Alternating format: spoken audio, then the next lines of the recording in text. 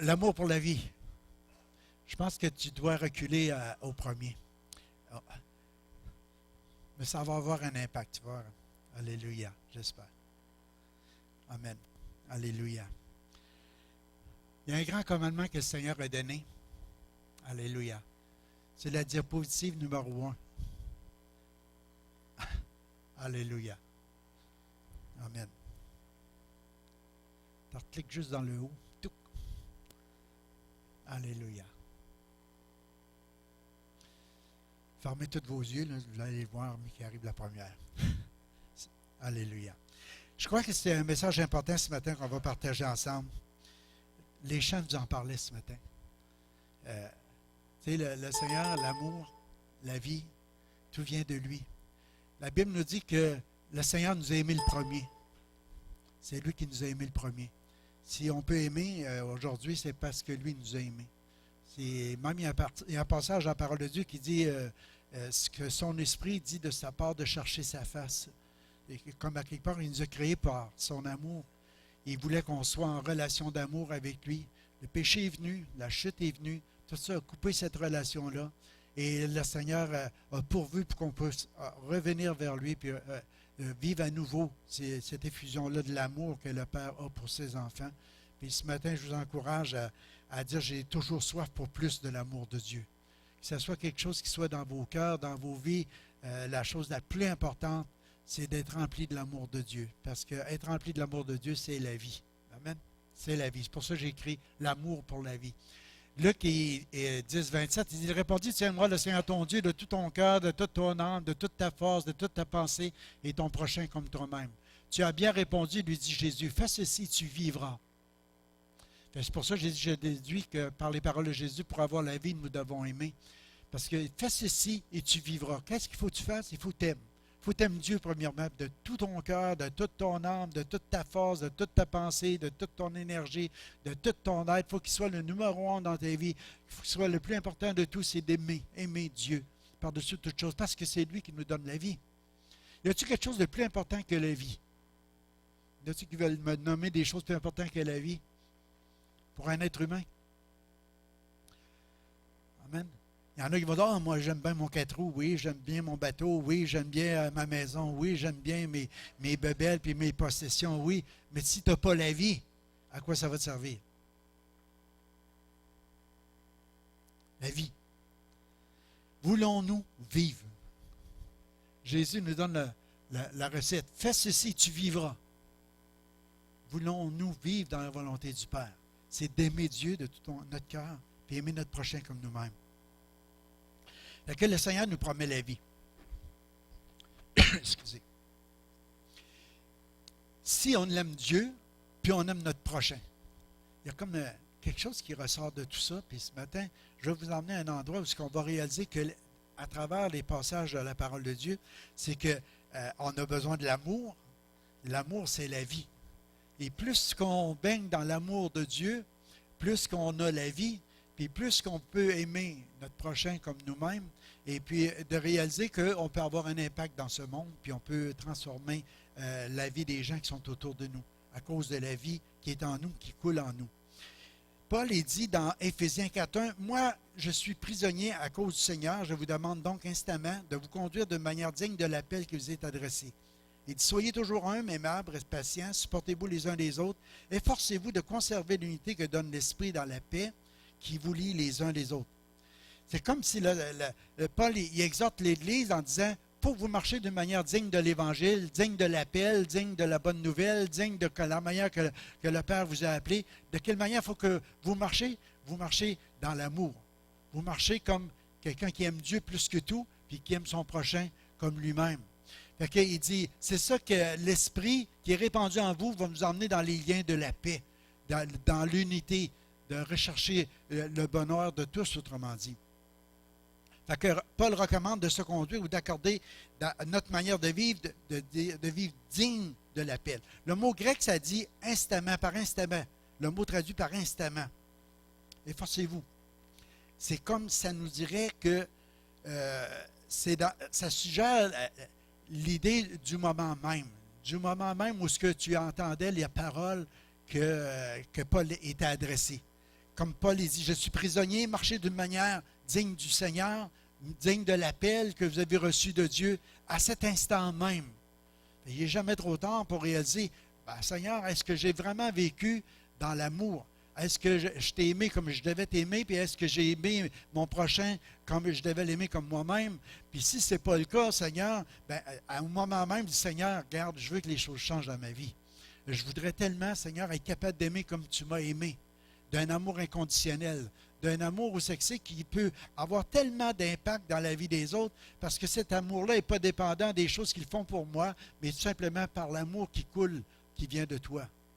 Et que c'est quelque chose qui est tellement grand et puissant que l'amour de Dieu. Comment devons-nous nous conduire sur la terre? Si on regarde ce que Jésus vient de nous dire à travers, ou Paul, à travers ce verset-là, il dit qu'on devrait marcher dans l'humilité, comme Jésus l'a fait. Jésus, qui était égal au son Père, nous dit qu'il n'a pas regardé à son égalité, mais que lui-même, il est devenu, par l'humilité, obéissant à ce que son Père voulait pour sauver le monde. Fait qu'à quelque part, il y a un exemple que le Seigneur veut qu'on tire pour chacune de nos vies en disant, si on veut aimer avec l'amour du Père, si on veut aimer notre prochain comme nous-mêmes, on doit le faire d'une manière humble, d'une manière de soumission, d'une manière d'obéissance à la volonté du Père. Mais comment est-ce qu'on peut aimer comme ça? Je vais vous emmener à réaliser que on peut dire chrétien, mais on ne vit pas toujours comme des chrétiens, mais de réaliser que à travers tout ça, en tout cas, mon but ce matin, c'est de vous emmener à dire, si je ne dépends pas de Dieu, si je n'ai pas une communion avec Dieu, si je n'ai pas une relation avec Dieu, je ne pourrai jamais aimer comme Dieu veut. Je ne pourrai jamais être ce que Dieu m'appelle à être. Je ne pourrai jamais marcher d'une manière digne de l'Évangile. Je ne pourrai jamais... Paul, il nous emmène dans la pensée. Moi qui suis le prisonnier dans le Seigneur, oui, il est dans la prison, mais en même temps, dans son esprit, dans son cœur, il sait qu'il a été captivé par l'amour du Père, par l'amour de Dieu. Puis maintenant, c'est le but de sa vie, c'est d'aimer comme Jésus nous a aimés, comme Jésus l'a aimé. Vous comprenez? C'est ça qu'il veut relâcher. Puis c'est pour ça que ça a tellement d'impact autour de lui, dans sa génération, puis qu'aujourd'hui, si on doit avoir un impact dans notre génération, c'est juste par l'amour. On ne peut pas l'avoir autrement. Tout ce que nous pouvons faire, si on ne le fait pas par l'amour, on n'est rien. On n'est rien. On va aller à la deuxième. On doit faire tous nos efforts. Je vous emmène juste à dire que Paul, à quelque part, nous fait réaliser. On va aller jusqu'à la suivante. Parce que mes versets ne sont pas clean. Alléluia. Amen. Ça va venir. Efforcez-vous d'être en paix avec tout le monde et de mener une vie sainte, car sans cela, aucun de vous ne pourra voir le Seigneur. Ça, c'est l'Épître aux Hébreux 12-14. Quand on est rendu à cet endroit-là où on réalise que, sans quoi je ne verrai pas le Seigneur? C'est comme si le Seigneur dit, efforcez-vous d'être en paix avec tout le monde et de mener une vie sainte, une vie à part, une vie qui est différente des gens du monde. On ne peut pas vivre comme le monde. Fait que, rien, je vais vous le lire ici parce que il est un peu clair. Prends garde que personne ne se prive de la grâce de Dieu, autrement dit, que personne ne devienne comme une plante nuisible, vénémeuse qui pousse et empoisonne beaucoup de gens. Vous voyez, en arrière, j'ai mis une belle plante avec des belles fleurs, mais c'est une plante qui est dangereuse. La seule chose que tu peux faire quand tu t'en vas sur le chemin, tu peux juste l'admirer. Mais si tu veux arrêter pour en manger ou y goûter ou y toucher, elle va t'emmener des problèmes de santé. Des chrétiens, des fois, ils peuvent avoir une belle apparence extérieure. Tu sais, ils peuvent bien paraître, tout ça. Mais tu peux juste regarder, parce que si tu vas pour goûter ou si tu vas pour toucher ou quelque chose de même, tu peux devenir cette plante venimeuse-là parce que c'est quelque chose qui peut se communiquer. Est-ce que Dieu nous appelle à être une plante venimeuse? Sûrement pas, chacun de nous autres. Ce qu'il veut bien plus, c'est qu'on s'efforce d'être en paix avec tout le monde. Puis de mener cette vie-là qui est sainte, ça veut dire qui est à part de la vie du monde. C'est qu'on est dans le monde, mais on n'est pas du monde. On est appelé à être la lumière du monde, d'être le sel de la terre. Et comment est-ce qu'on peut être la lumière du monde et le sel de la terre si on n'est pas relié au fleuve de l'amour du Père qui se communique dans nos cœurs, dans nos vies, pour qu'on puisse être doux, qu'on puisse être patient, qu'on puisse être humble, qu'on puisse marcher dans la douceur, que les gens puissent voir en nous des choses différentes que le monde. Qu'on va pouvoir aimer Dieu de tout notre cœur, et en même temps aimer notre prochain comme nous-mêmes. Amen. Fait qu'on peut développer ces racines-là d'amertume, de trouble, de contaminer les autres. Moi, je ne te dis pas que le monde autour de toi est facile les mains. Il y en a-tu qui disent amen là-dessus? Hein? Ça ne veut pas dire que tout le monde autour de toi est facile les mains. Mais le Seigneur, il dit que nous, à cause de l'amour qui coule dans nos cœurs, dans nos esprits, on va être capable d'aimer même nos ennemis, même ceux qui nous font du mal. Puis, je vais vous dire, là, il y a un passage dans la Bible, quand je l'ai mis plus loin, ça peut amasser des charbons ardents sur sa tête. Ce n'est pas dans le fait que tu veux le faire brûler encore plus, là. C'est ton ennemi en disant, il m'a montré tellement d'amour qu'à un moment donné, il va brûler, tu sais, puis avec la haine, non. C'est plutôt le contraire. C'est que l'amour va avoir tellement d'impact dans sa vie que ça va le transformer. Ça va le changer. Ça va l'emmener lui aussi à goûter à l'amour, puis il va dire, waouh, je ne peux pas vivre sans amour. J'ai besoin pour plus de l'amour de Dieu. Le docteur de la loi qui a posé cette question à Jésus, tu sais, Maître, que je dois faire pour avoir la vie éternelle? Tu sais ce que je vous donnais le premier verset. Puis voulant se justifier, il lui pose une question, il dit, qui est mon prochain? Qui est mon prochain? Puis c'est pour ça, en dessous, j'ai marqué, je dis que selon les paroles de Jésus, pour avoir la vie, nous devons nous soucier des autres. Pas j'ai manqué d'espace. C'est que Jésus lui donne une histoire et il dit, écoute, il dit un homme qui descendait de Jéricho, de Jérusalem vers Jéricho. Puis on sait que, mettons que, je ne sais pas, il y a 30 kilomètres entre les deux. Le gars, il part de Jérusalem. Jérusalem, ça nous dit, nos pieds s'arrêtent dans tes portes. Jérusalem, une partie où tout est lié ensemble, où il y a de la paix, il y a de la tranquillité, il y a du repos dans la maison de Dieu. Jérusalem, ça nous fait penser qu'il est doux que les frères pour des frères, qu'il est doux pour des frères et des sœurs de demeurer ensemble. C'est comme, ça nous dit, c'est comme l'huile qui a descendu sur la barbe d'Aaron, qui coule sur le bord de son vêtement. C'est toute cette pensée-là. Ça veut dire que c'est le corps de Christ. Jérusalem, ça représente l'endroit où il y a la paix. Il y a de la tranquillité, il y a tout l'amour de Dieu qui est là. Puis cet homme-là, il part de là en sécurité, tout joyeux, tout heureux. Il s'en va vers Jéricho. Puis sur ce chemin-là qui est montagneux, qui est rocailleux, il y a toutes sortes de choses. Mais il y a des bandits, il y a des brigands, il y a des gens qui l'attaquent. Puis ils volent tout ce qu'il y a, puis ils le laissent comme à demi-mort. Le Seigneur, il emmène cette histoire-là parce qu'il veut faire réaliser des choses importantes par rapport à ceux qui ont connu la paix, qui ont connu l'amour, qui ont connu la joie par le Saint-Esprit, puis qu'à un moment donné, le sacrificateur qui est attaché au sacerdoce, il passe par là, et puis il le voit là, puis il dit, pauvre homme, il s'est fait attaquer, il était magané bien gros, mais moi, j'ai pas le temps, il faut que je m'en aille au temple, j'ai des sacrifices à faire, puis j'ai des bonnes choses à faire. Fait qu'il continue son chemin. Le Lévite, il arrive, c'est la même chose, il regarde, la même pensée lui vient, puis tout ça, mais il ne se soucie pas d'aller voir qu'est-ce que c'est, si on peut aider. Si on peut aider l'autre qui est dans la misère, qui passe un temps difficile. Puis il passe outre.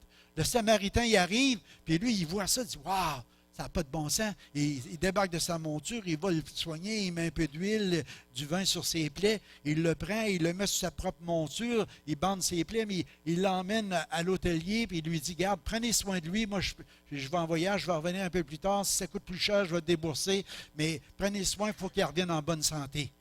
Voyez-vous, lui, le Seigneur a dit, lui, il était le bon Samaritain. C'est lui qui était son prochain. Il voulait faire comprendre que même pour le docteur de la loi ou les gens qui posaient la question à Jésus, c'est qu'il fallait qu'il l'allume puis en lui disant, regarde, qu'est-ce qui est le plus important, c'est d'aimer Dieu de tout ton cœur, mais aimer ton prochain comme toi-même. De quelle façon que tu vas l'aimer? Tu voudrais qu'on prenne soin de toi si tu serais là, abattu, brisé, volé, dépouillé, martyrisé. Tu aimerais ça que quelqu'un arrive, un bon sauveteur pour venir t'aider, mais dis-toi ça. Sois ça pour ton prochain. Soucie-toi des autres. Soucie-toi de qu'est-ce qu'ils traversent, de qu'est-ce qu'ils vivent. Vous comprenez ce que je veux dire? Fait que l'idée, c'est que être un chrétien, c'est pas juste de venir à l'église et de dire j'aime Dieu puis j'aime mon prochain comme moi-même. Mais quand tu vois ton prochain comme toi-même qui passe des temps difficiles, est-ce que tu te soucies de lui? Qu'est-ce qui arrive avec lui? Qu'est-ce qu'il traverse? Qu'est-ce qu'il passe? Pourquoi il est abattu? Pourquoi il est triste? Pourquoi il est découragé? Pourquoi il délaisse des réunions? Vous comprenez toute l'idée? Qu'est-ce qu'il traverse? Tu t'intéresses, tu te soucies de ton prochain. Tu l'aimes. Tu aimes Dieu, tu aimes ton prochain comme toi-même. C'est un point qui est important pour nous autres de réaliser ce matin. C'est qui notre prochain? On va aller à l'autre diapositive. C'est la vie qui est sauvée par l'amour. Celui qui voudrait sauver sa vie la perdra, mais celui qui la perdra à cause de moi la retrouvera. C'est quelque chose d'important que le Seigneur est en train de nous enseigner là, en disant, regarde, si tu n'es pas prêt à perdre ta vie sur la terre, tu ne peux pas la retrouver. Il est en train de dire, si tu vis pour juste les biens matériels, les possessions, les choses qui sont là, tu t'attaches juste à ça, tu vas perdre ta vie. Tu l'as ta vie, mais tu vas la perdre. Mais si tu as peur à cause de moi, il y a quelque chose qui va arriver, tu vas l'avoir. Tu vas avoir la vie éternelle. Qu'est-ce que ça nous enseigne? L'amour pour la vie. Moi, j'ai dit, je déduis que selon les paroles de Jésus, pour avoir la vie, je dois y renoncer pour lui. Première chose, je dois lui donner. Je lui donne ma vie. Le jour où ce que tu vas le faire, tu réalises, sûrement vous l'avez déjà fait, mais c'est ça la vraie vie. C'est qu'on ne vit plus pour nous, mais on vit pour Christ. Si j'ai vécu dans la chair, j'ai vécu la vie dans la foi au Fils de Dieu qui m'a aimé, qui s'est livré par amour pour moi. 1 Roi 3,28, il dit, tout Israël a pris le jugement que le roi avait prononcé. Et l'on craignait le roi, car on vit que les sages de Dieu étaient en lui, puis la sagesse de Dieu était en lui, pour le diriger dans tous ses jugements. J'ai emmené ce verset-là parce que c'était son premier jugement. C'était juste pour faire réfléchir, pour nous emmener à réaliser comment la vie, c'est important. Il y a des prostituées qui restent ensemble dans la même maison, et puis il y en a une qui accouche, est enceinte, et puis il n'y avait pas tous les moyens qu'ils ont aujourd'hui pour ne pas en avoir des enfants. Hein? Fait que, mais ils prennent même la peine de souligner que deux prostituées, il a pu faire d'autres choses, Salomon, pour s'occuper d'eux autres, mais regarde, c'est important de voir ce que la justice soit rendue, puis les choses soient dites comme de la bonne façon. Fait que cette femme-là, elle accouche d'un bébé, 3 jours plus tard, l'autre accouche, et puis après, pendant une nuit, il y a une femme qui aime tellement son bébé, elle veut qu'il reste collé sur lui, qu'elle couche avec, qu'elle colle sur lui. C'est l'amour possessif qu'on pourrait dire. Là. Tu couches avec ton bébé, mais durant la nuit, tu tournes dessus, puis il s'étouffe, puis il meurt. C'est le plus grand danger aujourd'hui. Des fois, c'est quand on tient tellement à quelque chose, c'est qu'on finit par emmener la mort avec ça. C'est pour ça que le Seigneur dit, si tu ne renonces pas à tout, tu comprends, tu dois être prêt à tout donner au Seigneur. Si tu es prêt à tout donner, ça va être la vie qui va être là. Et puis, après que la madame, elle se réveille, avoue que son bébé est mort, puis avoue que dans l'autre qui dort à côté, que le bébé est vivant, elle se lève, elle change de bébé, elle emmène celui-là qui est vivant avec elle, puis elle met celui-là qui est mort auprès de l'autre, en disant, moi, je vais garder mon fils qui vit, même si ce n'est plus le mien, mais cet amour possessif-là elle voulait tellement avoir un enfant en vie, que ça ne faisait rien que l'autre, elle se trouve avec un bébé mort. Puis vous connaissez l'histoire, c'est que quand elle s'est réveillée, l'autre a dit, « Hey, c'est pas mon fils, je reconnais mon fils, je reconnais mon enfant. Écoute, c'est pas le mien. » Toutes les deux, ils ont l'instinct maternel développé à quelque part, tu comprends? En prenant l'enfant, c'est pas mon fils, c'est le tien. Non, non, non, c'est le mien, non, c'est le tien. Il arrive devant le roi. Le roi dit, regarde, le bébé, c'est un bébé. Hein? Qui? Une dit, c'est mon bébé. L'autre dit, c'est mon bébé, c'est ton bébé qui est mort. Non, c'est mon bébé, c'est le tien qui est mort. Puis ils s'assinent comme ça. Ils ont tous les deux l'instinct maternel. Le Salomon, dans sa sagesse, il dit, écoutez, il dit, seule chose que je peux faire, il dit, dans ce cas-là, emmenez-moi une épée. On va couper le bébé en deux, on va se donner jusqu'à moitié. De même, ça va être réglé. Mais là, on voit l'amour. C'est là que je veux vous emmener aujourd'hui à réaliser l'amour de la vie. Cette mère-là, elle a vu à un moment donné, c'était plus important pour elle de renoncer à son bébé, mais de le voir vivre, que de le garder, puis d'en avoir juste la moitié, puis qu'il soit mort. Elle dit, non, non, non, non, non, non. Fais pas ça. Donnez-lui le bébé. Qu'elle l'élève. J'aime mieux voir mon fils en vie que de le garder, puis qu'il soit mort. Là, Salomon dit, donne-lui le bébé à elle. Parce qu'il a réveillé en elle l'amour. L'amour. L'amour maternel, c'est plus grand que l'instinct. Ça veut la survie. C'est que ça réalise que la vie est plus importante que le bien de posséder des choses. Puis, moi, je vous dis aujourd'hui, c'est tellement important pour nous autres qu'on réalise qu'à travers cette histoire-là, que l'amour, c'est la vie. L'amour pour la vie. C'est que Dieu a tellement aimé le monde qu'il a donné son Fils unique. Comme cette femme-là, qui était prête à donner son Fils pour qu'il ait la vie, mais Jésus, lui, puis le Père, il a donné son Fils pour qu'on ait la vie. Pour qu'on ait la vie. Lui, il l'a fait. Fait que ce matin, on peut l'apprécier. Fait que l'amour, ce n'est pas le désir de posséder. L'amour, c'est le désir de voir vivre. L'amour, c'est de ne pas posséder, mais c'est le désir de voir vivre.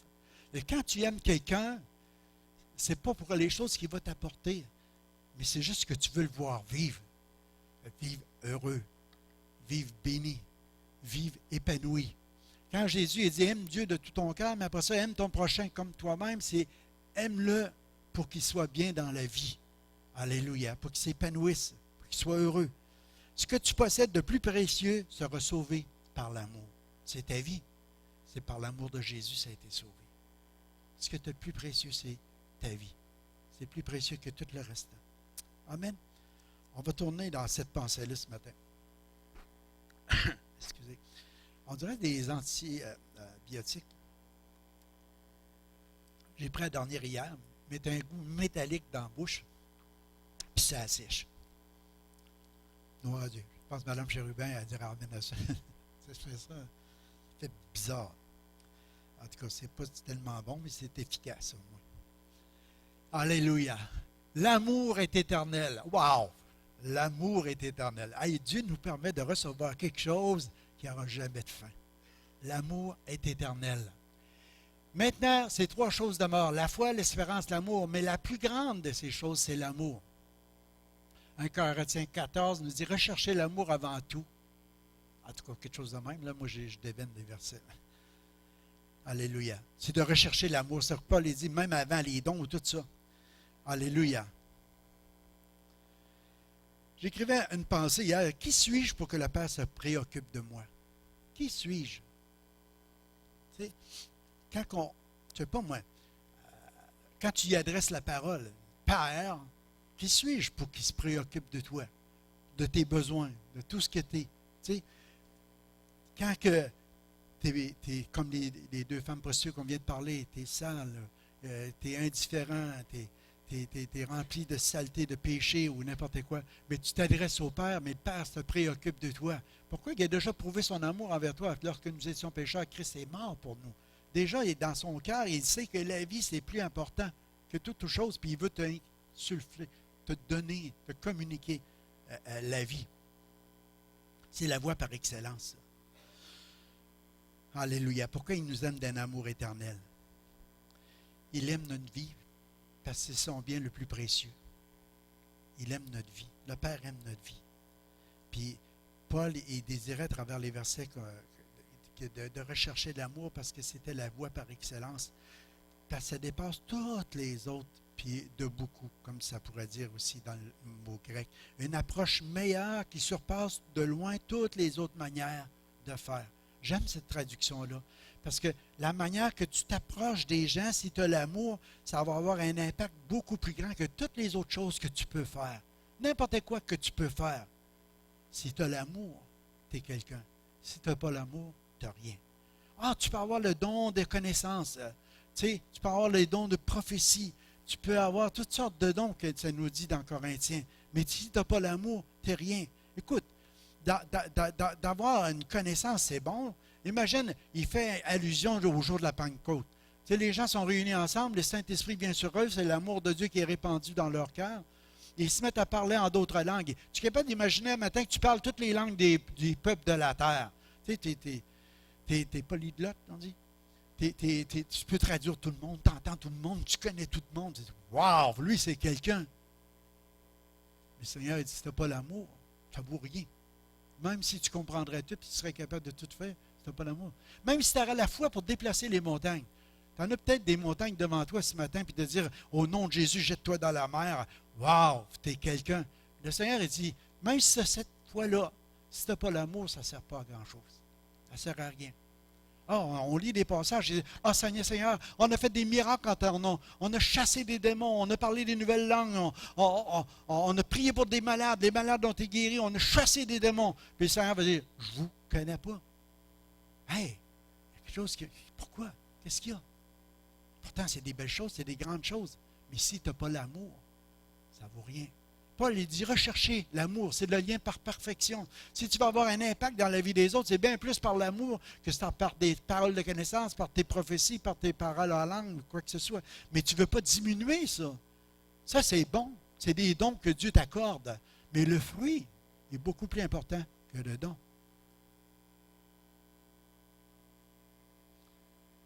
Beaucoup plus important que le don. car il n'y a pas de vie sans amour. Il dit, sans l'amour, toutes les possessions et autres dons sont inutiles. Alléluia. Paul nous dit que des chrétiens sans amour sont comme les païens qui montaient vers le temple pour adorer. Qu'est-ce qu'ils faisaient? Il y avait des grosses cymbales. Puis là, dong! Tu sais, vous vous rappelez? Dong! Non, on n'a jamais fait ça, nous autres. Mais on a vu des films, des fois, ils faisaient ça, des grosses cymbales, puis ils cognaient. Ça voulait dire, bon, c'est le temps de venir adorer votre Dieu. Il y avait plein de petits dieux, si tu veux. Mais il fallait qu'ils donnent un grand coup de main pour réveiller leur Dieu, puis ils ne se réveillaient pas parce qu'il n'existe pas. Vous comprenez? Parce qu'ils voulaient que Dieu entende leur prière. Bon, c'est le temps. Boing! Mais il dit, si tu n'as pas l'amour, tu es comme une cymbale qui résonne. Il n'y aura pas de réponse à rien. Mais si tu as l'amour, par exemple, c'est bien différent. Alléluia. Fait que j'écrivais, nous n'avons pas besoin de plus de connaissances pour changer les gens autour de nous, mais nous avons besoin de plus d'amour. Nous avons besoin de plus d'amour. C'est beaucoup plus quelqu'un qui est rempli d'amour qui va avoir un effet puissant sur la vie des gens qui sont autour de nous que beaucoup de connaissances ou des choses comme ça. C'est pour ça le Seigneur, quand il a parlé au docteur de la loi, il voulait qu'il réalise ça.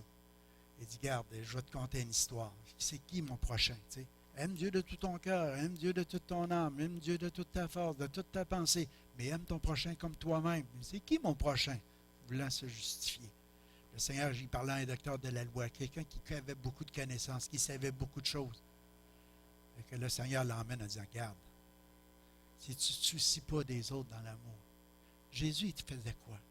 Jésus, c'était l'amour personnifié du Père. Jésus était donné comme le don de la vie, c'était l'amour. Puis il est venu sur la terre, qu'est-ce qu'il se faisait? Il se tenait avec les prostituées, les gens de mauvaise vie, avec les gens qui souffraient, les gens qui avaient besoin de délivrance, de guérison, de restauration. Puis partout où il allait, c'était l'amour qu'il avait au lieu de la condamnation qui faisait que les gens changeaient de vie. Vrai? Regardez la femme prostituée qui voulait lapider ou l'autre. Il y avait toujours la manifestation de la grâce. Il connaissait la valeur de la vie. Il a donné la sienne pour nous racheter. C'est plus important que tout le restant. Alléluia. L'amour est patient. L'amour est plein de bonté. L'amour, il n'est pas envieux. Il ne cherche pas à se faire valoir. Il ne s'enfle pas d'orgueil. Il ne fait rien d'inconvenant. Il ne cherche pas son intérêt. Il ne s'agrée pas contre les autres. Il ne drame pas le mal. L'injustice l'attriste, la vérité le réjouit. En toute occasion, il pardonne, il fait confiance, il espère tout, il persévère. L'amour n'aura jamais de fin. En tout cas, quelque chose comme ça. J'ai plus de misère à lire sur j'ai imprimé la chose. Fait que l'amour, c'est plus important que la foi. L'amour, c'est plus important que tout. Galates 5:6, il dit, « Car pour ceux qui sont unis à Jésus-Christ, ce qui importe, ce n'est pas d'être circoncis ou incirconcis, c'est d'avoir la foi. Une foi qui se traduit par des actes inspirés par l'amour. Vous courriez si bien. Qui vous a détourné de l'obéissance à la vérité? Une telle influence ne vient pas, en tout cas, de celui qui vous a appelé. » Tu sais, il nous emmène à cet endroit-là. C'est pour ça que je déduis que par les paroles de Paul que rien n'est plus important que l'amour. Parce que même si c'était l'autre verset, je pense après. Je pense qu'on n'est pas sur le bon. Mais c'était des paroles inspirées. Des actes inspirés par l'amour. C'est ça. Fait que c'est par les paroles de Paul, on en déduit ça, que les actes inspirés par l'amour, c'est plus important que toute chose. Parce que les Galates, eux autres, ils étaient rendus à un endroit où il dit, vous courriez si bien qu'il vous a arrêté. Parce qu'à un moment donné, il dit, c'est pas d'être circoncis et de ne pas être circoncis qui est important, mais c'est une foi qui se traduit par des actes inspirés. Inspirés par l'amour, inspirés par le Saint-Esprit. Le Saint-Esprit, c'est l'amour qui est répandu dans nos cœurs. Le Saint-Esprit qui est en toi va t'inspirer des actes d'amour envers ton prochain, envers ceux qui sont dans le besoin. Puis c'est ça que tu dois faire. C'est bien plus important que de te faire circoncire, parce que dans l'Ancien Testament, si tu n'étais pas circoncis, tu ne faisais pas partie du peuple de Dieu ou des choses de même. Mais quand tu arrives à Jésus, Jésus dit, si vous êtes remplis de l'amour, vous allez produire des actes comme ça, inspirés par l'amour, qui vont être bien plus importants que de faire des gestes pour s'identifier à un peuple ou à un autre, à une religion ou à un autre. Alléluia. Le commandement que le Seigneur nous a donné, puis je vais vous dire, ce n'est pas vraiment un conseil ou juste de dire, ben, regarde, si tu veux, petit gars, fais ça, je vous donne un commandement nouveau, aimez-vous les uns les autres comme je vous ai aimé. Tu sais, il ne nous a pas donné le choix de dire, est-ce que si ça me tente, je vais t'aimer aujourd'hui, Éric, puis si ça ne tente pas, ça sera demain ou après-demain. Mais Dieu il dit, je te vous donne un commandement nouveau. À partir d'aujourd'hui, c'est quelque chose qui est là, dans ma relation que j'ai avec Dieu, dans cet amour-là qui coule en moi, je dois aimer. C'est à ça qu'ils vont reconnaître que nous sommes des disciples du Seigneur.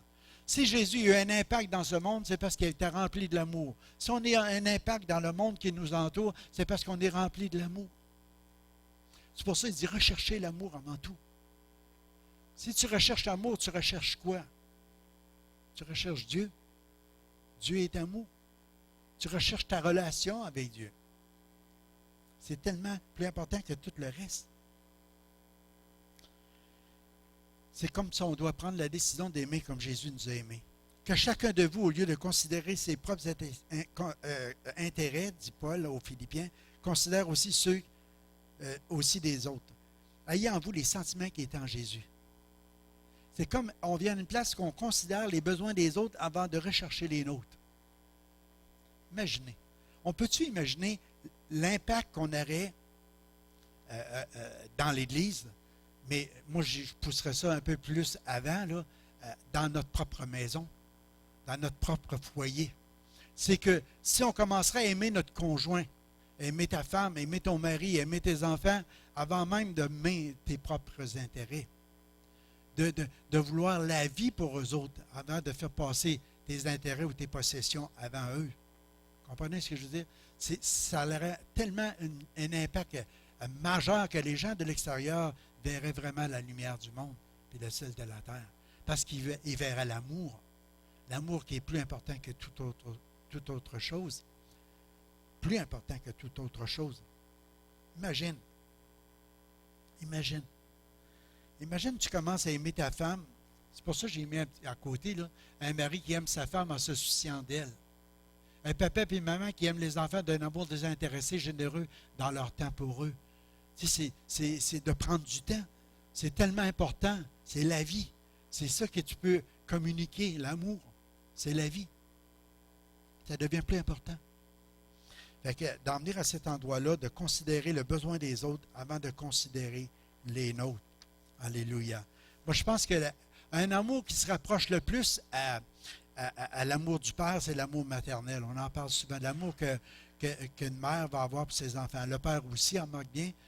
Tantôt, je parlais avec Vianney qui me disait, des fois, ça arrive, mettons, son petit gars se réveille durant la nuit. Qu'est-ce qui te pousse à aller voir? Qu'est-ce qui se passe? C'est l'amour. Tu peux pas... tu veux au moins t'assurer que tout est correct. Fait que cet amour-là, maternel ou paternel, qui est dans le cœur, c'est ça qui se rapproche de l'amour du Père, parce que c'est pas pour les choses que l'autre va t'apporter, c'est parce qu'il est important pour sa vie. C'est tellement important de préserver sa vie. Moi, je me rappelle au début de notre mariage, on était comme 4 ans, si ma mémoire est bonne, même plus, on voulait avoir des enfants, puis on n'avait pas. La seule chose qu'on faisait, on regardait les enfants des autres, puis ça nous faisait du bien. Mais à un moment donné, mais Isabelle est née. Isabelle, le plus beau bébé que la Terre a porté. Éric, il dit oui, il est resté bébé. Hein? Puis, moi, je me rappelle quand Isabelle, couple de semaines, à un moment donné, elle s'est mise à faire de la fièvre. Et puis là, je ne vivais plus, moi. Je me levais, j'allais voir. Puis Suzanne, elle dormait. Elle avait remis ça dans les mains de Dieu, puis elle avait fait ce qu'il fallait. Mais moi, c'est comme, j'avais tellement peur qu'elle meure. Tellement peur. Ça avait pris tellement d'années à voir ma fille. C'était la première, on n'avait pas d'autre. J'avais tellement peur qu'elle meure. Puis à un moment donné, j'ai réalisé, Dieu me dit, mais donnes-tu?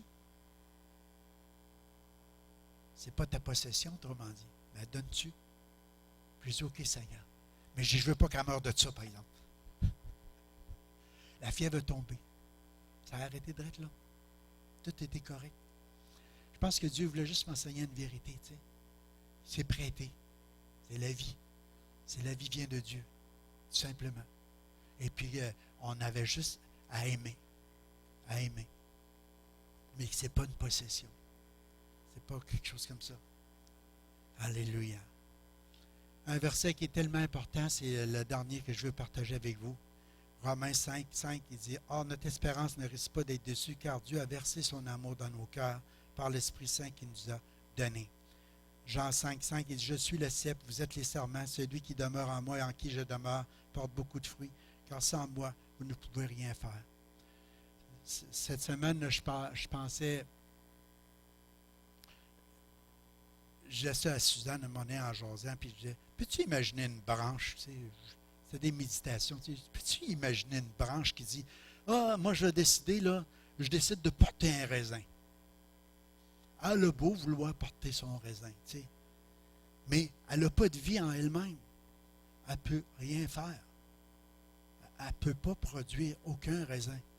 Et c'est comme beaucoup de chrétiens, des fois, à un moment donné, ils disent, là, ils sont coupés de leur relation avec Dieu, puis ils arrivent à un endroit où ils disent, ah, moi, je vais avoir de la patience.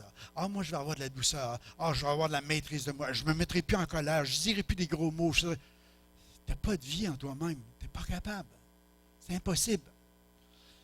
Puis quand je regarde un verset comme ça, que sans lui, on ne peut rien faire, moi, ça m'enseigne une plus grande vérité. C'est que si je m'arrête à méditer ça, la seule chose que je peux voir, qui est important pour moi, c'est de cultiver ma relation avec le Père Céleste. Parce que si je suis pas attaché au cep, la sève ne peut pas monter, ne peut pas aller dans le sarment, ne peut pas aller produire le fruit qu'on a tellement besoin pour avoir un impact dans ce monde. Fait que la plus grande importance pour chacun de nous, c'est de cultiver notre intimité avec le Père. Plus que tu vas être rempli de l'amour de Dieu, plus que tu vas être capable de te soucier des autres, plus que tu vas être capable d'intervenir dans leur vie, puis tu ne chercheras pas ton intérêt, tu vas chercher l'intérêt des autres, tu vas vivre dans l'amour, tu vas vivre dans le courant de l'amour de Dieu. C'est pour ça qu'on a tellement besoin de l'amour du Père. Tellement, tellement besoin. On ne peut pas vivre sans amour. On ne peut pas vivre. Puis l'amour est éternel. Le Père est éternel. Puis il veut nous ramener à cet endroit-là. Hier, j'ai tombé sur un petit vidéo, je l'ai mis, je pense, sur ma page Facebook. Je trouvais assez bon. C'est une communauté chrétienne, si vous voulez, qui ont décidé de faire des petites vidéos pour passer des messages puis expliquer en petits comics, si tu veux, des choses vraiment importantes sur la vie. Puis j'avais tout fini ma prêche, puis j'ai reçu ça dans un email que j'ai ouvert, puis j'ai été écouter ces petites vidéos, là, puis il y en a plusieurs là, qui sont là, puis ils nous demandent s'il y en a qui veulent les traduire pour mettre des sous-titres en français, dans un français meilleur. Moi, j'ai pris juste une traduction de dictionnaire, si tu veux, de traducteur anglais-français, et puis je l'ai mis de même, juste pour voir. Et puis, c'est tellement bon parce qu'il faisait ressortir Dieu a créé l'homme et la femme, il les a placés dans un jardin d'Éden. Un endroit où ce que lui pouvait descendre puis les aimer. Où ce que Adam et Ève pouvaient aimer le Père, puis l'adorer, puis l'aimer par-dessus tout. Puis cette relation d'amour, le ciel était sur la terre parce qu'il y avait une fusion d'amour dans la création que Dieu avait voulu. Puis tout à coup, il y a eu le péché, puis il y a eu la séparation. Tu sais, quand on dit que ta volonté soit faite sur la terre comme au ciel, ou que ton règne vienne sur la terre comme au ciel, ou tout ça, c'est comme la chose ne pouvait plus se faire. Et puis, ils ont mis ça comme deux cercles. J'aimais ça, l'exemple. Puis, ils ont dit, tout à coup, Dieu et l'homme ne pouvaient plus se rapprocher à cause du péché. Mais Dieu il a pourvu en voulant, en disant, bon, on va faire des sacrifices, puis on va créer une zone, quand on va offrir un animal au succès, puis l'homme puis la femme, ils vont pouvoir se rapprocher de moi encore, à cause du sacrifice, à cause du sang des animaux qui coulent. Fait que là, tu vois, il y a une petite affaire qui se fait au succès que, à cause du tabernacle, du lieu saint des saints, à cause de soit dans l'Ancienne Alliance avec Moïse, ou si on regarde dans le côté des tentes qu'il avait construit dans le désert, ou dans le tabernacle, ou ben non, Salomon qui avait construit, lui, le temple à Jérusalem. Mais c'était un endroit où ce que Dieu se tenait, toute sa gloire était là, toute sa présence était là, toute sa sainteté était là. Mais après avoir fait des sacrifices, il pouvait s'approcher puis rentrer, puis enfin revivre cette intimité et cette relation-là avec le Père. Amen. Mais Jésus est venu. Puis Jésus, lui, c'était la présence même de l'amour. Ce n'était pas juste un petit endroit où tu pouvais aller le rencontrer à cause des sacrifices, mais Jésus était l'agneau de Dieu qui est venu pour effacer les péchés du monde, comme Jean-Baptiste l'a dit, c'était l'agneau parfait. Puis lui, il est venu, puis l'amour de Dieu s'est déplacé sur partout où Jésus y allait. Partout où Jésus allait, et les gens pouvaient retrouver une communion avec le Père, une relation, une intimité, puis il y avait des touches de délivrance, de guérison, de restauration. Il se passait des choses merveilleuses. Puis le Seigneur a dit, maintenant il est avantageux que je m'en aille, parce qu'il va revenir, le Seigneur. Mais à travers ça, qu'est-ce qu'il fait aujourd'hui dans sa présence? C'est qu'on est devenu son temple. On est devenu la demeure de Dieu. L'amour de Dieu est répandu dans nos cœurs par le Saint-Esprit et on devient maintenant rempli de cet amour-là. Puis on peut se déplacer tout partout puis avoir un impact dans la vie des autres en se souciant des autres par amour parce que c'est l'amour sur deux pattes. C'est nous autres. On est le corps de Christ. Quel impact qu'on peut avoir. Mais si on essaye de faire ça dans la religion, ça ne marche pas. Sans relation. C'est pour ça que c'est tellement important de cultiver notre relation. Jésus dit, sans moi, vous ne pouvez rien faire. Je suis le cep, vous êtes les sarments, celui qui demeure en moi et en qui je demeure. Voyez-vous, il y a quelque chose qui se passe, il y a un échange, il y a l'amour qui coule. Quand on réalise à un moment donné qu'on est des pécheurs, puis que Christ est mort pour nous, que le Père a donné son Fils par amour pour notre salut, pour qu'on puisse avoir la vie éternelle, puis on l'accepte, on le croit de tout notre cœur, de toute notre âme, de toutes nos forces, et puis à cause que je le crois, je me mets dans la position de recevoir l'amour, puis quand l'amour commence à couler, cet amour-là me transforme, me change. Je sais que Dieu m'aime comme je suis, puis son amour, c'est elle qui va m'emmener à être comme Jésus de gloire en gloire, à cause de sa parole, si tu veux. Un peu comme Salomon, qui a pris son épée pour séparer le bébé en deux. Tu sais.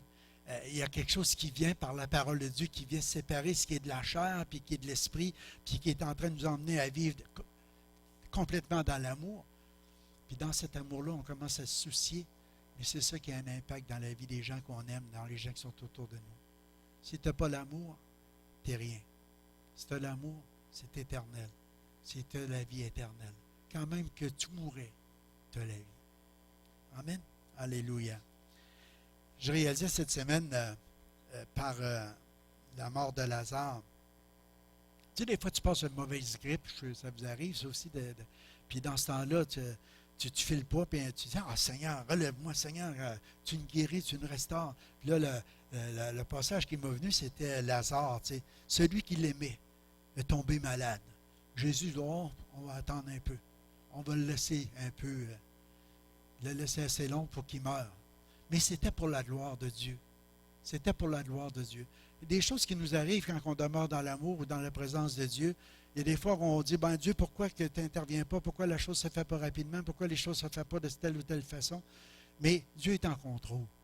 Restons unis avec lui, restons connectés, laissons l'amour couler et continuons. Vous savez, si le Seigneur prend la peine de nous dire de se soucier des autres, ça veut dire qu'à quelque part, il y a des autres qui ont besoin que quelqu'un se soucie d'eux. Il y a des gens qui souffrent, il y a des gens qui passent des périodes difficiles, il y a des gens qui sont malades, il y a des gens qui ont besoin. Puis l'amour qui coule en nous, c'est ça qui fait qu'on peut se soucier des gens qui sont autour de nous autres, puis qu'on peut leur emmener la vie, leur faire du bien. J'ai parlé avec Mme Cyr, ça va mieux. Elle a beaucoup de réhabilitation, Clément y est là. C'est pas facile pour elle. Je n'ai pas pu aller la voir. Je ne voulais pas lui donner mes microbes non plus. Mais je vais essayer de la voir cette semaine. Priez pour elle. Pas facile. Elle doit passer à travers ça. Elle a fait un ACV, vous saviez? Non? OK, on va juste vous dire. Elle a été à l'hôpital parce qu'ils ont augmenté sa chimio. Puis Clément, tu peux me corriger si... mais ce n'est pas à cause de ça, mais elle a retourné à l'hôpital pour passer des tests une semaine plus tard. Puis pendant que tout était fini, elle se préparait à repartir, elle mettait ses bottes, quelque chose de même. Puis elle aurait fait comme un ACV. C'est quelque chose qui serait dans le cou. Je pense que de manière qu'elle m'expliquait, là, qui est bloqué. Et puis ça a fait que maintenant, elle contrôle moins son côté gauche. Elle n'a pas perdu, elle n'a pas paralysé dans le sens de perdre la voix ou de parler, on jase bien. Mais elle a moins de contrôle. Fait qu'elle doit avoir maintenant de la réhabilitation. Tu sais, ça va, je ne sais pas combien de temps ça va durer. Fait que c'est le prier pour elle, dire merci. au Seigneur d'avoir préservé sa vie, que la chose s'est produite là, parce que je pense que ça a été quand même une bénédiction, ça se produise à l'hôpital. Oui, Clément? Quand je l'ai appelé, il a juste la lever, elle me disait ça. Puis pour faire des pas, mais c'était juste ça. Là. Elle dit la semaine prochaine, ça va être plus ardu un peu. Là, ils vont pousser un peu l'affaire. Un peu comme Jacques Demers, si on entend. Fait que, priez. Mais il y a des fois, on vit des situations comme ça.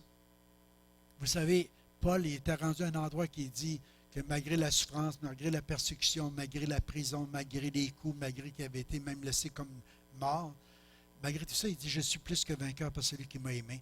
Parce qu'il disait que dans toutes ces choses-là, dans toutes ces choses qu'il vivait, il dit, la plus grande préférence, c'était, c'est de mourir et d'aller avec le Seigneur. Tu sais, les deux, quitter cette vie et aller avec le Seigneur, c'est qu'est-ce qui peut être le mieux? Parce que tu es toujours avec lui. Parce que nous autres, on a la vie. On a la vie éternelle. Ça veut dire qu'on ne peut pas connaître la mort comme les gens du monde qui ne connaissent pas Dieu vont l'avoir. Fait que vous priez pour communiquer cette vie-là aux gens qu'on aime, puis même ceux qu'on n'aime pas, parce que Paul les aime, même tes ennemis, ceux qui te persécutent, parce que l'amour va avoir un effet qui va les emmener à Jésus, à réaliser comment c'est important d'être rempli de l'amour de Dieu. Puis le plan du Père, c'est ça. Un jour, dans une petite vidéo, on voyait à la fin des temps la Nouvelle Jérusalem qui revient sur la terre, qui descend auprès de Dieu. C'est comme il est en train de dire, enfin, le royaume de Dieu va être complètement comme il était. Jésus, il dit, je suis le royaume pendant qu'il était sur la terre. Il dit, le royaume est venu vers vous. Il dit, regardez les choses qui se passent. Mais un jour, les temps seront accomplis, de réunir toutes choses, Dieu va accomplir. Mais en attendant, nous sommes là, puis nous transportons la présence de Dieu, l'onction de Dieu, l'amour de Dieu, puis ça peut avoir un impact dans la vie des gens autour de nous. Amen. Alléluia. Alléluia. Notre plus grand besoin ce matin, y a-t-il quelqu'un qui voudrait juste me faire une petite musique? Alléluia.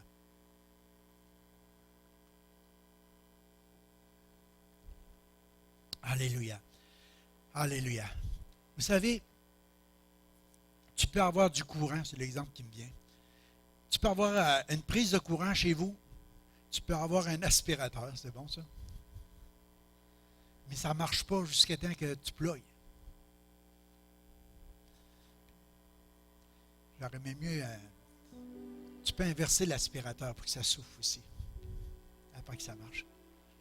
On peut aspirer, c'est bon, mais on peut souffler aussi sur les gens. Souffler sur eux et dire, recevez le Saint-Esprit. Je suis en train de vous dire ce matin l'importance de se connecter à Dieu. L'importance de se connecter à Dieu. Je ne pense pas que c'est un hasard ce matin. On est rencontrés ici, dans ce lieu. Ce message, Dieu l'a mis dans mon esprit, dans mon cœur hier, puis avant-hier, pour que je puisse vous le partager. J'espère que ça a sorti assez clairement. Je ne savais pas comment ça viendrait, mais j'ai dit, Seigneur, je voudrais tellement qu'on puisse réaliser que le plus important, c'est de cultiver notre relation avec toi, notre intimité avec toi. Le plus important, c'est d'être assoiffé, de rechercher à être rempli de ton amour, Seigneur, continuellement, constamment, Seigneur. C'est ça qui est plus important que tout le reste, Seigneur. Que toutes les possessions, que tous les dons, que toutes les choses que je peux faire, même pour toi, Seigneur. Si je les fais sans amour, Seigneur, ça n'aura jamais un impact à nulle part, Seigneur. Père, je te prie ce matin, pour tous ceux qui ont entendu ce message et tous ceux qui vont l'entendre aussi par Internet ou autre, Seigneur. Seigneur, qu'on ait un désir ce matin. C'est de vivre cette intimité, c'est de se connecter à toi, Seigneur. C'est de vivre cette relation, Seigneur Dieu. S'il y a du péché, Seigneur, on veut le confesser, Seigneur. On veut te demander pardon aussi que Jésus a payé le prix pour nous. Que rien ne puisse obstruer, Seigneur, ta vie de couler en nous. Rien, Seigneur. On ne veut pas être une branche ou un serment, Seigneur, séparé du tronc, Seigneur. Séparé du cep, mais on veut être unis, Seigneur. Et Jésus a tout fait pour qu'on soit unis afin que la vie puisse couler en abondance. Parce qu'on veut produire de ce fruit. De ce fruit, Seigneur, que les gens ont besoin de manger, Seigneur. Dans ce monde, Seigneur. Pour recevoir la vie. Ce matin, on va s'élever ensemble. Puis, peut-être juste lever tes mains dans sa présence. Juste comme une démonstration de ta soif ce matin, de ta faim. Il dit, heureux celui qui a faim et soif de Dieu. Ils vont être rassasiés. Je prie que tu sois rassasié ce matin. Rassasié par sa présence, rassasié par son amour, rassasié par ses veilles d'amour. Oh Père, on a besoin de toi, Père. On a besoin que tu nous remplisses ce matin. On a besoin, Père, alléluia. On a besoin, on veut être des porteurs de vie, Seigneur. On a tellement besoin, Seigneur. Que ton esprit, Seigneur Dieu, puisse descendre dans ce lieu, Seigneur. Puisse nous remplir, nous envahir, Seigneur. Oh oui, Seigneur Dieu, alléluia. La vie, c'est tellement important, Seigneur. C'est plus important que tout le reste, Seigneur. La vie qui vient de toi, la vie éternelle, Seigneur. Coule en nous, Seigneur. Coule en nous, Seigneur. Cette vie apporte la guérison, cette vie apporte la restauration, cette vie apporte la délivrance, cette vie, Seigneur, fait toute la différence. Alléluia. Oh, apporte cette vie, Père, en chacun de nous ce matin. Une vie abondante, Seigneur. Une vie comme toi seul peux donner, Seigneur. Alléluia. Alléluia. Alléluia. Alléluia. Une vie qui est plus grande que notre péché, Seigneur. Tu nous pardonnes, Seigneur. Oh, alléluia. Une vie qui nous emmène à être comme toi, Seigneur. Donne-nous.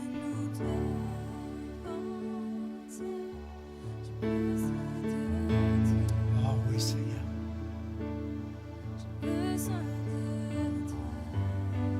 Oh, alléluia. Tire-moi toujours plus près de toi. Oh, Jésus. J'ai besoin de toi. Oh, Jésus. Besoin de Oh, Jésus. Jésus. Jésus. Je m'abandonne. On s'abandonne ce matin. On s'abandonne ce matin. S'il y en a ce matin qui vous aimeriez avoir la prière, peut-être juste avancer, ça va me faire plaisir de prier avec vous. Mais abandonnez-vous à sa présence ce matin. Ayez soif pour plus de lui. Laissez-vous bercer dans son amour. Laissez ses veilles vous envahir ce matin. Parce qu'il est présent dans ce lieu. Venez à lui ce matin. Venez à lui. Amen. Alléluia. Gênez-vous pas si vous voulez la prière ce matin. Je ressens dans mon cœur que Dieu, il veut déverser son amour en chacun de nous ce matin. Il veut visiter ses enfants. Il veut tout simplement qu'on soit rempli de lui. Rempli de lui.